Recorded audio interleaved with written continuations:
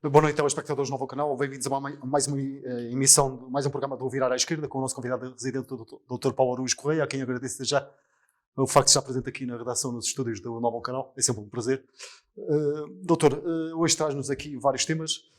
Poderíamos começar por uma questão que tem sido discutida em vários fóruns e até mesmo a nível daquilo que é a agenda mediática e que tem a ver com a constituição, digamos, de um governo de salvação nacional ou de unidade nacional. Há aqui várias designações, inclusive nos últimos dias temos vindo algumas figuras à direita e mais à direita até a virem reclamar a constituição de um governo de salvação nacional. Gostava de ouvir sobre esta questão. Faz sentido, nesta altura, na atual conjuntura, estarmos a abordar esta análise? Miguel, a fazer obrigado. esta análise, desculpe. Antes de mais, obrigado. Boa noite aos nossos espectadores. Miguel, é um assunto, eu diria que é um não assunto, mas tem sido colocado na agenda mediática, colocando em nomes declarações do Pedro Santana Lopes, um ex-primeiro-ministro e ex-presidente da Câmara de Lisboa e da Figueira, o Miguel Sousa Tavares, um comentador e escritor conhecido da nossa Inclusive Novo Guedes, também se põe que já se referiu. Novo Guedes, o Marçal Grilo, enfim, têm aparecido várias pessoas, quase todas elas da área da direita, a apelar, digamos assim, a um governo de salvação nacional, um governo de emergência nacional, e há até aqueles mais desatentos que apelam a um governo de iniciativa presidencial. Dizer algumas coisas sobre isso, Miguel. A primeira delas é que um governo de salvação nacional normalmente depreende uma grande instabilidade política. E a verdade é que o atual governo da República, que deu continuidade a um governo anterior também do Partido Socialista, vem governando há 5 anos, sempre com os orçamentos de Estado aprovados, não há nenhum sinal no horizonte de dita instabilidade política.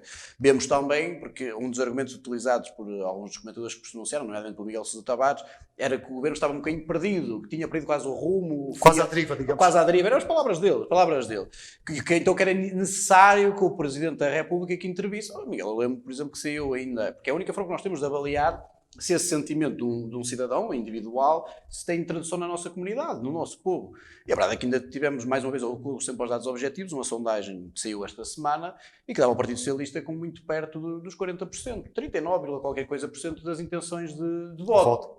Ou seja, parece haver um desfazamento bastante grande entre esses desejos e anseios até desses comentadores e aquela que é o sentimento da nossa população e do nosso povo. Acho que não faz sentido absolutamente nenhum, Miguel. Ainda por cima, um governo, por exemplo, de iniciativa presidencial, como era pedido, isso é anticonstitucional, como nós sabemos. É desde a reforma constitucional de 1982 que os governos são de iniciativa parlamentar.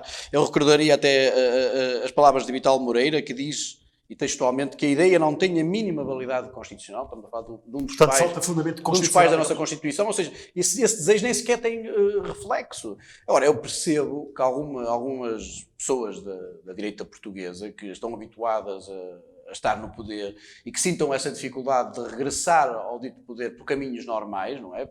Nomeadamente pelos caminhos eleitorais, que tenham esse quase desejo de forçar uma espécie de coligação entre o PS e o PSD, que mais não é do que isso, do que o Governo de Salvação Nacional, do Bloco Central, e assim regressarem ao poder que tanto desejo. Agora, Miguel, pergunta quem é que isso serviria? Muito sinceramente, eu acho que isso serviria, que haveria alguém que lucraria muito com isso, que é o Partido Chega, que é as pessoas que concentrariam o descontentamento num só partido. Teríamos 2 grandes partidos ditos do sistema, não é? Os partidos com mais tradição governativa em Portugal no mesmo governo, e deixávamos o campo todo do descontentamento para a extrema-direita, e isso era extremamente nocivo e perigoso para o nosso Consegue sistema compreender, doutor, democrático. como é que este assunto surge agora na agenda mediática e tem sido discutido? É como lhe digo, eu acho que a única compreensão é mesmo essa, é um anseio, um desejo de alguns setores da nossa população claramente minoritários, mas com acesso à televisão e aos órgãos de comunicação escrita, e que fazem tentar, é uma espécie de ensaio, não é, de ir criando esta corrente, este sentimento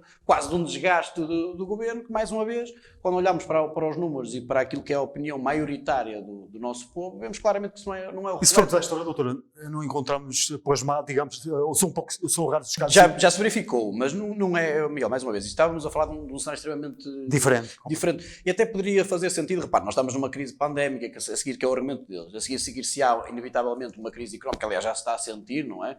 Uma crise económica, e que isso poderia instar à necessidade de fazermos quase aqui uma espécie de um governo de salvação nacional. Mas eu pergunto, mas o que é isso, um governo de salvação nacional? Um governo que não é escolhido pelos representantes do povo. Ou seja, vamos ainda colocar em cima das restrições de liberdade que nós temos colocado às pessoas, de movimento, de confraternização, de afectos. Vamos ainda retirar o direito a eleger os seus representantes, porque é isso que estamos a falar. A partir do momento em que nos substituímos ao povo como responsável pela escolha direta dos seus representantes e colocamos uma espécie de um Conselho de Sábios, ou o Presidente da República, às vezes nem sequer tem fundamento constitucional, mas quem é que tem então legitimidade? Porque a legitimidade do Primeiro-Ministro, que escolhe o seu governo, emana do povo, não é?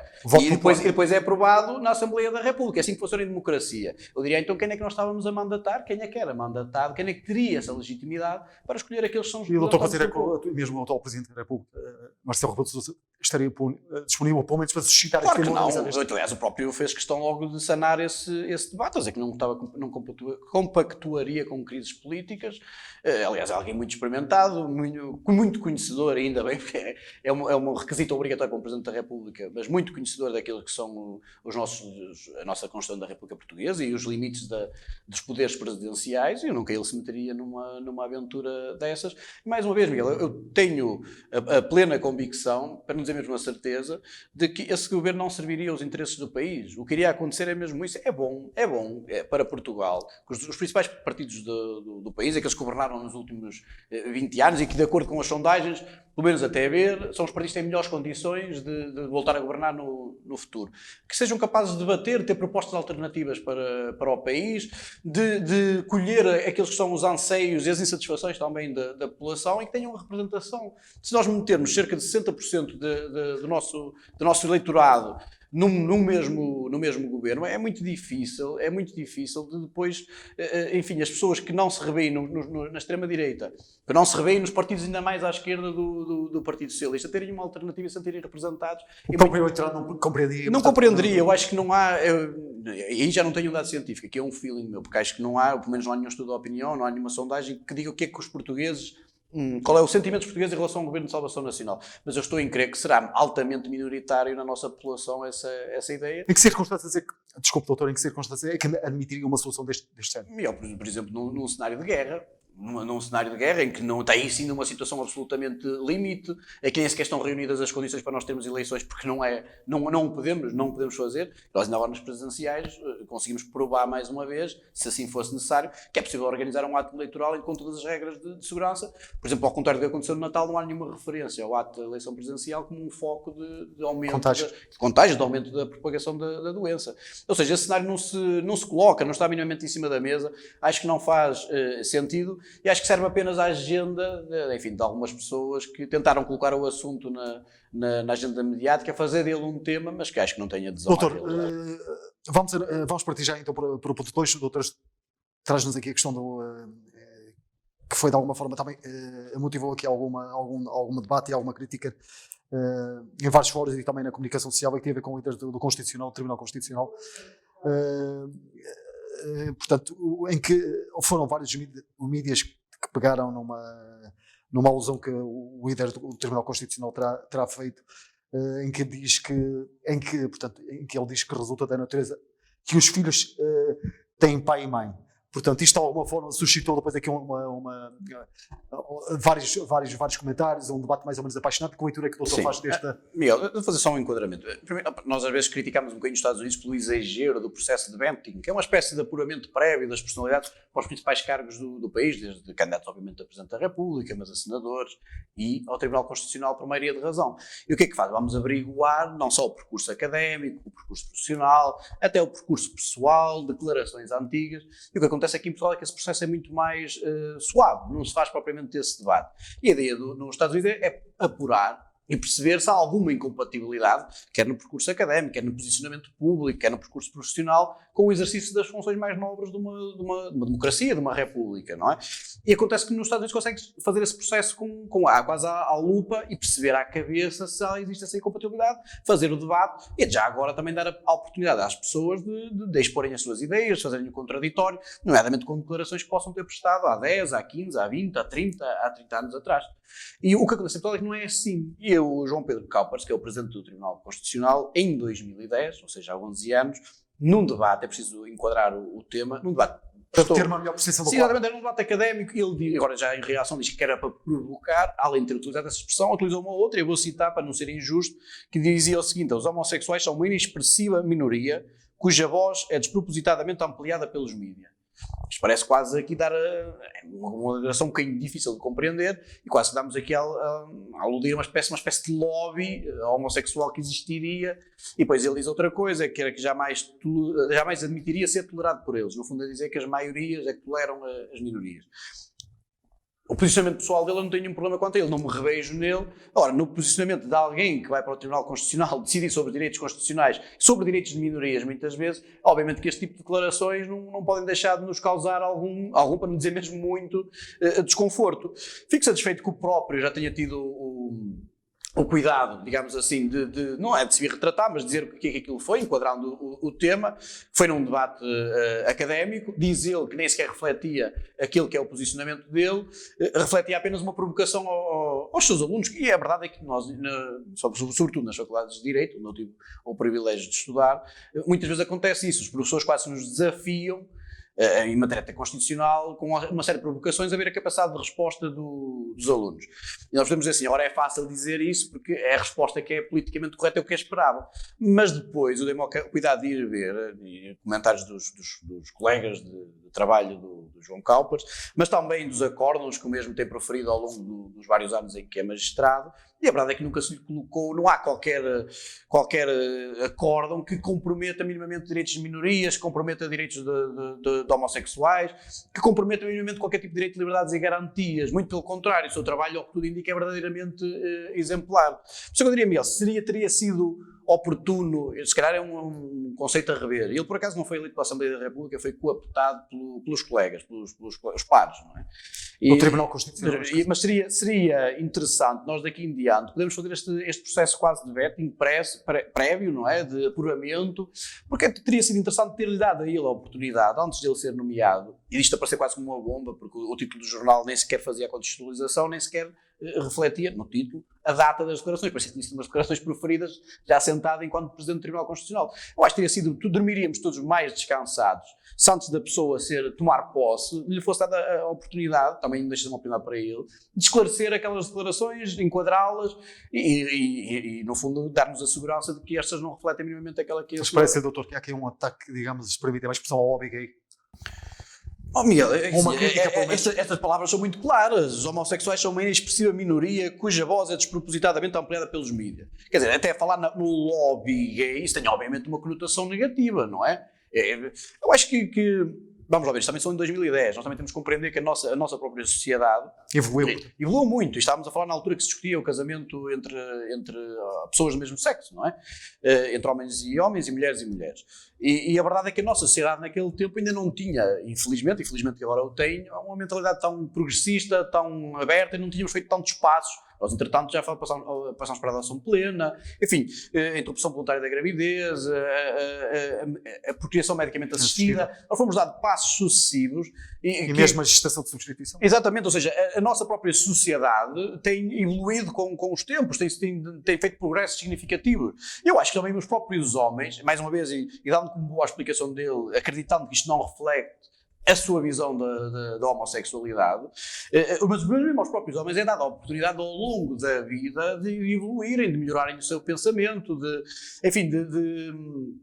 acompanharem os tempos, que é mesmo assim. Agora, preocupar-me-ia muito mais, eu confesso, é desconfortável esta declaração, não há nenhum jurista, nem acho que não há nenhum cidadão que fique confortável com o Presidente do Tribunal Constitucional que lhe sejam atribuídas este tipo de declarações, ainda que tenham sido há 11 anos. Isso é preciso dizê-lo e deixar isso bem claro. Agora, ficaria ainda mais desconfortável, isso sim para mim seria quase uma condição de exercício do cargo, era se houvesse algum acórdão desta pessoa, alguma sentença, algo no seu trabalho, no qual estivesse vertido em que este preconceito, digamos assim, que não há outra forma de dizer, esta visão do mundo estivesse refletida, não é? E estivesse comprometida ao direito dessas minorias, e isso, felizmente, isso não acontece. Ou seja, esta visão nunca esteve refletida em nenhum do seu trabalho, nenhuma da sua prática, o que dá algum enquadramento e alguma segurança ao facto de ele dizer, ou pelo menos alguma veracidade acrescida à reação dele, ou dizer que isto era mais uma provocação aos seus alunos do que propriamente o reflexo daquilo que são os seus valores, daquilo que é o seu pensamento e daquilo que é a sua forma de atuar enquanto Presidente, que será a sua forma de atuar enquanto Presidente do Tribunal Constitucional.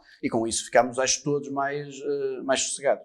Doutor, traz-nos aqui um outro tema que também tem estado na ordem do dia, que tem a ver com a evolução da pandemia, o novo estado de emergência. Eu gostava de lhe perguntar, doutor, os indicadores da Direção-Geral de Saúde, de alguma forma, apontam no sentido que tem havido aqui algum decréscimo relativamente àqueles indicadores mais pesados, digamos, número de óbitos, embora este indicador ainda continue com níveis bastante preocupantes. Mas é que há alguma evolução positiva, digamos. Eu gostava de o confrontar, porque eu ainda hoje ouvi os noticiários de alguma forma veicularam isso os órgãos nacionais, que há uma variante, a variante britânica, é uma variante, sobretudo em alguns países europeus, que está a incidir com uma maior rapidez, evolui com uma maior rapidez na Alemanha e noutros países do espaço comunitário. Eu gostava de ouvir sobre estes dois temas. Por um lado, os indicadores da direção que apontam por uma descida de alguns dos indicadores mais pesados, mas por outro lado também esta questão da variante britânica, que parece que está de alguma forma a preocupar alguns estados do espaço comunitário. Não, duas questões diferentes. A primeira é registrar com agrado, não é alguma diminuição, é mesmo muita. Nós estamos hoje com 2.324 novos casos.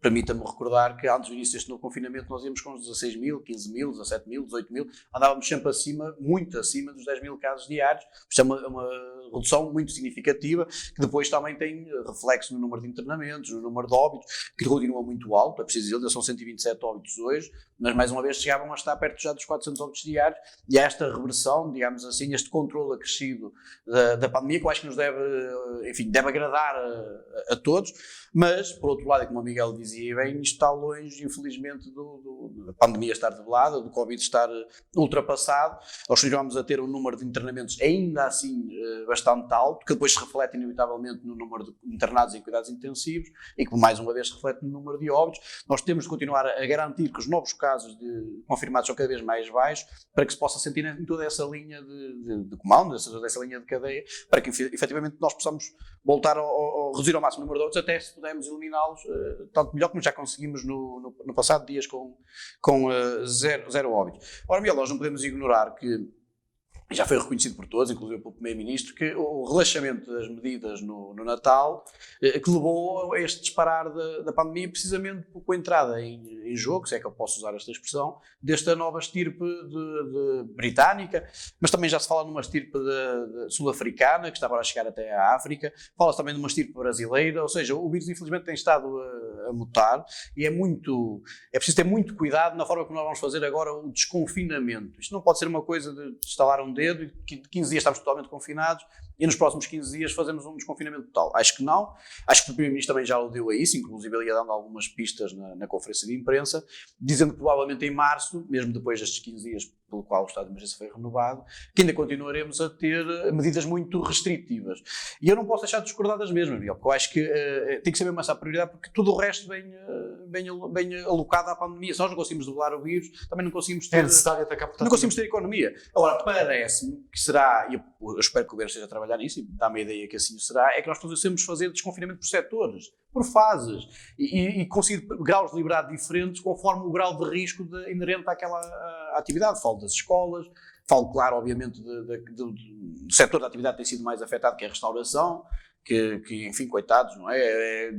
Foi todo o anterior confinamento, as limitações todas que tiveram de trabalho, de elaboração, e agora um confinamento total, que praticamente só tirando do takeaway não conseguem trabalhar, não é? Mas é preciso ter esse cuidado de perceber como é que nós vamos fazer o desconfinamento e não correr o risco de sermos precipitados, de haver, por exemplo, imagina que daqui a 15 dias, que é bem provável, tenhamos, por exemplo, 300 casos por dia. Se calhar a sensação de conforto da nossa população vai ser muito alta e vai haver uma tentação muito grande. Nós funcionamos um bocadinho de 8 a 80. Da mesma forma como uma pressão muito grande para agora voltar a confinar, eu estou em crer e espero que assim o seja, que daqui a 15 dias, com a redução cada vez mais progressiva e mais acentuada do número de novos casos, que vai haver esse movimento em sentido contrário. Alguns atores defendem mesmo que as escolas terão que alguma forma terão que reabrir presencialmente. Miguel, eu sou dos apologistas que defendo que as escolas devem ser das primeiras coisas a desconfinar, por todos os motivos que já aqui elencámos, pelas desigualdades que o sistema com o encerramento da escola proporciona e que não é totalmente, nem lá perto, mitigável pelo ensino à distância. Antes da Páscoa mesmo. Tem uma série de limitações. Não faço postura. Não consigo responder a isso, Miguel. Eu sei que vai ser difícil, eu vou-lhe dizer porquê. Vai ser muito difícil qualquer governante tomar uma decisão de desconfinar antes da Páscoa, pela simples razão que está provado que nas celebrações de família, que dizem muito à nossa população e com uma conotação religiosa forte, que leva um fluxo de pessoas, que as pessoas querem, é normal, as pessoas querem reunir, as pessoas estão cada vez mais saturadas de estarem longe dos seus entes queridos, é mesmo assim, e a Páscoa é um momento em que, por natureza e por tradição, as famílias se reúnem. Eu acho que o governo não irá cometer o mesmo erro que cometeu no Natal, que está muito próximo esse exemplo, com as consequências que teve. Acho que não irá acontecer antes da Páscoa, não tenho nenhuma informação privilegiada, mas é aquela que é a minha visão e aquilo que é o meu feeling.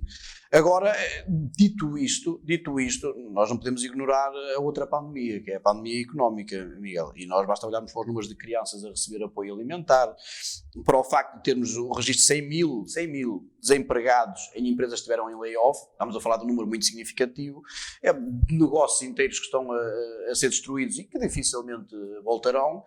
Isto para dizer que nós temos que encontrar soluções alternativas, nunca descurando, mas temos que encontrar soluções alternativas ao confinamento total. Portanto, toda a gente percebeu que, havendo confinamento total, que o vírus não se propaga, porque ele precisa de hospedeiros, não havendo pessoas a circular, ele não se propaga.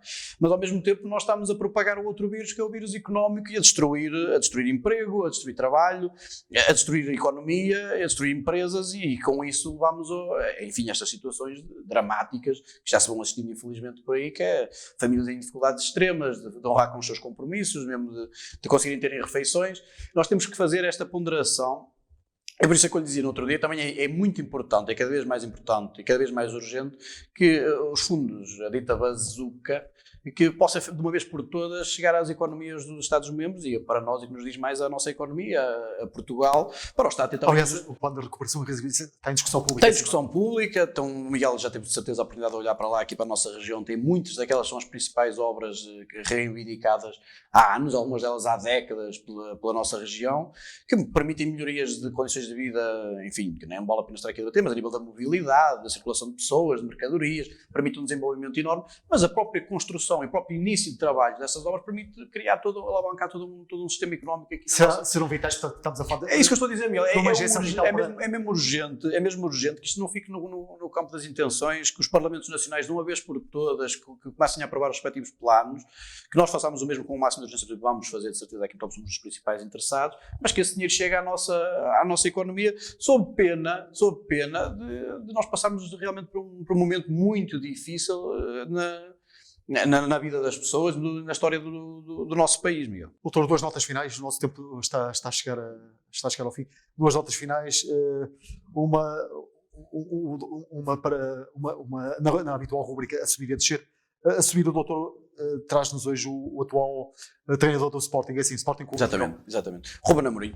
Sim, quer dizer, não há vitórias antecipadas, faltam ainda muitas jornadas para o final do campeonato, mas independentemente do que vier a acontecer, alguém que num clube que passava, com todo o respeito pelo passado do Sporting, que é muito, é um dos grandes clubes do nosso campeonato, acho que isso é óbvio, não é? It goes without saying. Mas a verdade é que o Sporting estava afastado sequer da luta pelo título há muitos anos. A última vez que tinha conseguido lutar pelo título tinha sido com o Jorge Jesus, e nem sequer era essa a norma era em dezembro já estar afastado praticamente da discussão. Relembro que no início do ano o Sporting atravessava dificuldades financeiras extremas, que levou à venda dos principais ativos do plantel, e o Ruben Amorim, e também obviamente o presidente do Sporting, o departamento de scouting, o diretor desportivo, um trabalho de equipa, conseguiram construir um plantel com jogadores maioritariamente do nosso campeonato, que andavam um bocadinho debaixo do radar, e a verdade é que vemos o Sporting uma equipa altamente competitiva, tem 10 pontos de avanço para o segundo classificado, para o Futebol Clube do Porto, 13 pontos para o meu clube, com muita pena minha para o Benfica, e começámos a entrar numa distância, basta dizer ao Miguel que não houve nenhum nenhum clube em Portugal que alguma vez na história do nosso campeonato tenha deixado escapar uma vantagem de 10 pontos. Isto vale o que vale, Que é uma não é? vantagem já significativa. Mas começa a ser muito difícil de reverter esta dinâmica do Sporting, até porque nós vemos o jogo e as exibições do Sporting comparando com os dois principais rivais, do Benfica e do Porto, e colocando até o Braga também nessa equação, e não há dúvidas que a equipa mais regular ao longo de todo este campeonato tem sido o Sporting. E salvo uma surpresa maior, não é? Uma surpresa muito grande, o Sporting... E era expectável que isso acontecesse? Claro que não, é isso que eu estou a dizer. Acho que nem mesmo o Sportingista mais otimista, pensaria alguma vez que o Sporting, um orçamento que deve ser, eu estou a falar de cor, mas deve ser para aí 1/10 do orçamento do Benfica. O Benfica fez um investimento sem precedentes, até na sua equipa de futebol, e que sem os recursos também do Porto, e quase sem os recursos do Braga, e o Sporting, de uma forma completamente inesperada, que pudesse disputar o campeonato. Até é sempre difícil, mas era plausível. Agora que tivesse esta vantagem quase arrasadora, demolidora, estamos a falar do Sporting, que está com esta vantagem toda do Benfica e do Porto, mas mesmo comparativamente ao longo da história, é dos melhores campeonatos sempre do Sporting. É mesmo algo sem precedentes, e tem que ser muito mérito ao Ruben Amorim, um treinador muito jovem. Relembro que ele tinha apenas uma época antes do Sporting contratar, que nem sequer completa, como treinador principal. Trouxe uma dinâmica diferente. Trouxe nota-se isso, mesmo primeiro trouxe um discurso muito positivo, muito focado no jogo, na sua equipa, de vitória a vitória, passo a passo, a trabalhar no dia a dia, de conhecimento, e depois nota-se uma coisa que é hoje em dia cada vez mais decisiva, que é ser um gestor de homens, alguém que consegue criar espírito de grupo, empatia com os seus atletas, o que se nota na equipa do Sporting, mais uma vez com muita pena minha, diferentemente da equipa do Benfica, é que é mesmo uma equipa na verdadeira essência da palavra. Trabalham do primeiro ao último minuto, dão 100%, têm atitude, têm garra, têm mentalidade competitiva, e isso está a dar os seus resultados. E é obviamente mérito do seu treinador, e por isso é que eu coloco aqui E a descer o doutor traz-nos o André Ventura. o André Ventura. Não, coloco o André Ventura porque aconteceu esta semana, mais uma vez, nós estávamos aqui há pouco a apontar até do ensino à distância, da telescola, do recurso às ferramentas tecnológicas, e isso coloca também, é preciso dizer, os professores numa situação extremamente difícil. Primeiro porque muitos deles tiveram de recorrer aos próprios equipamentos, à própria internet, à própria luz, enfim, onerar o seu orçamento familiar para poder exercer o seu trabalho. Segundo, tiveram que adaptar, porque um professor está treinado para dar aulas numa sala de aula, presencialmente. Tiveram que, de muito rapidamente, quase do dia para a noite, de adaptar a sua forma de trabalhar, de ensinar, de chegar a alunos, e nós sabemos, então, em alunos na faixa etária mais jovem, a dificuldade que isso encerra. Terceiro, estamos a expor esses professores, e é por isso que eu coloco o André Ventura a descer, é que alguma pessoa menos bem intencionada, podemos dizer assim, grave o conteúdo da sua aula, que o exponha na internet de forma descontextualizada, não é? Porque é uma gravação seletiva, e que exponha aquele professor a todo tipo de críticas. E foi mesmo isto que aconteceu neste caso concreto. Estávamos a falar de um professor que estava a ministrar sobre o sistema nazi e sobre o neonazismo, e disse uma coisa que é factual, não é isso que acaba no campo da opinião. Há várias notícias sobre isso. Eu desafio qualquer espectador nosso a fazer uma breve pesquisa no Google e rapidamente encontrará essas referências. Quer dizer que alguns dos integrantes atuais do Chega vieram do PNR e têm ligações ao passado, um passado neonazi. Isso é factual. E o que ele disse foi exatamente isso. Teve um aluno, um pai, um familiar, alguém que estava a assistir àquela aula, que gravou essa sua declaração, apenas essa sua declaração, partilhou nas redes, e o deputado André Ventura, que nós sabemos, mais uma vez, a gravação de uma aula e a sua exposição é obviamente ilegal, obviamente, sem o consentimento do próximo. Temos um deputado da nação que, entre outras obrigações, jura defender a lei, a Constituição, os melhores valores republicanos, que partilha essa mensagem, e que origina é que aquele professor tenha recebido e sido confrontado com todo tipo de ameaças. O Miguel basta abrir a caixa de comentários e aquilo é assustador, não é? E agora eu pergunto-lhe qual é o professor que sente o mínimo de liberdade, de conforto para estar a ministrar uma aula. Nós temos um professor que é um robô e que não pode emitir, isto nem é sequer no campo da opinião, mas que não pode emitir uma opinião, tem que pensar 20 vezes naquilo que vai dizer. O que vai transmitir. Porque está a acontecer isto, porque isto não é um fenómeno sequer novo. Ou certamente que recordará o que está a acontecer no Brasil, é que os professores eram filmados durante as aulas, redivulgados nas redes sociais, quase para controlar aquilo que os professores podiam e não podiam dizer, e transformamos os professores em robôs.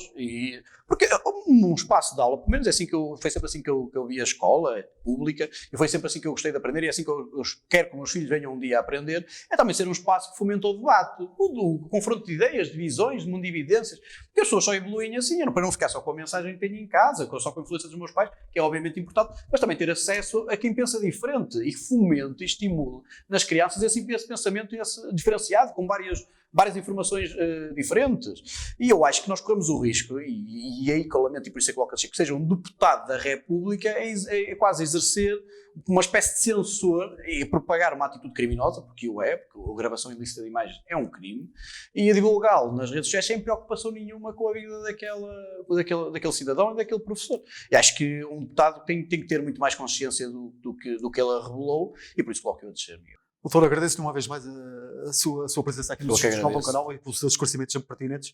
Muito obrigado, até à próxima semana. Aproveito para me despedir dos telespectadores. Obrigado pela preferência. Protejam-se. Boa noite.